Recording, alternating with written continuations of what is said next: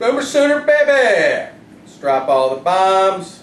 Little recap from last week. I don't deserve to wear this hat after the predictions from last week. Let's go over them very quickly. We can, start with Nebraska. Fail. Nice going, Nebraska. You look like crap up there against Wisconsin. You made them look like they were actually a decent team. When I predicted that you would even, upset, you didn't even cover. You look like crap. So that was a big fail. 2, Florida, fail. Nice going, Florida. You even took a 7-0 lead. You had the game under control. You had Muschamp, defensive so-called genius. And you got beat 38-10 or whatever it was. Fail. And then, of course, Iowa State didn't beat Texas. That was a fail.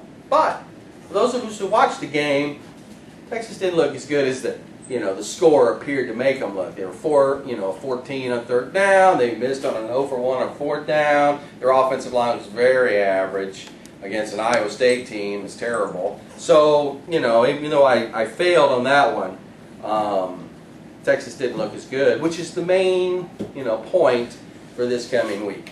So with those 3 upset bids, failure, I'll put the hat on when we talk about the OU Texas game, because this is OU Texas week, and it's what really matters. Small recap of Ball State OU. You took care of business, guys. Come on, 62-6. I think I had the score pretty close to that. In fact, I'm tied for second right now in the prediction league. I don't know if I can overtake 5 Decades Sooner or So Nerdy this week, but I'm going to give it my best shot. But OU took care of business, and Tony Jefferson had a fantastic breakout game.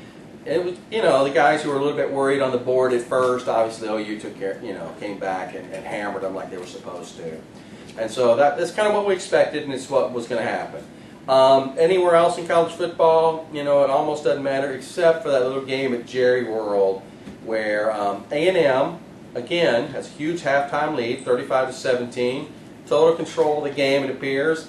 But then Arkansas says, you know what, we're going to stop trying to run the ball as much. Let's just throw it every down. And you know what they found out? Same thing Oklahoma State found out. Texas A&M sucks ass in pass defense. In fact, they're 120 out of 120. They can't cover anyone.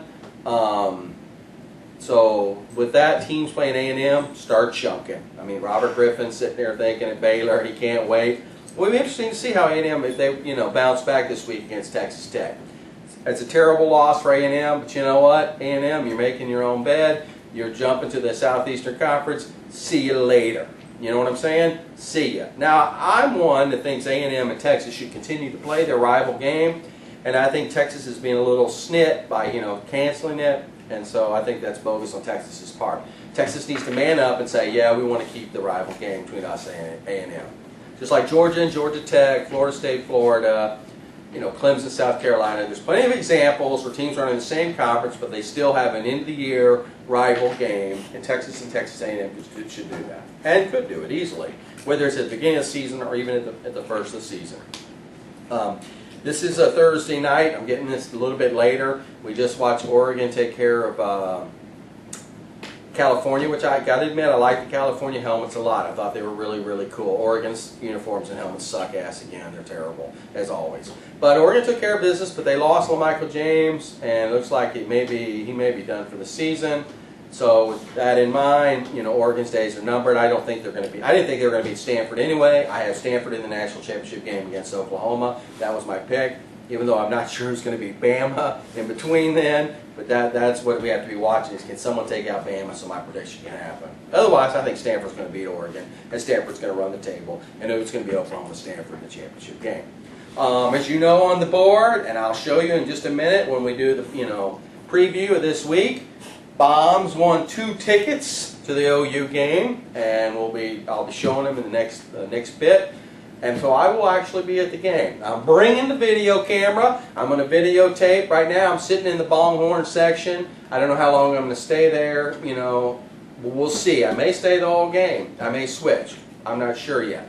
But I am going to be there. So and I'm going to bring the camera for a little tailgating and give you a little, recap, a little stuff that's happening on game day and the whole deal. So I look forward to that. So with that, this is it for the recap of last week. Let's just push Ball State aside. It's all OU Texas this week, and I might have a special guest.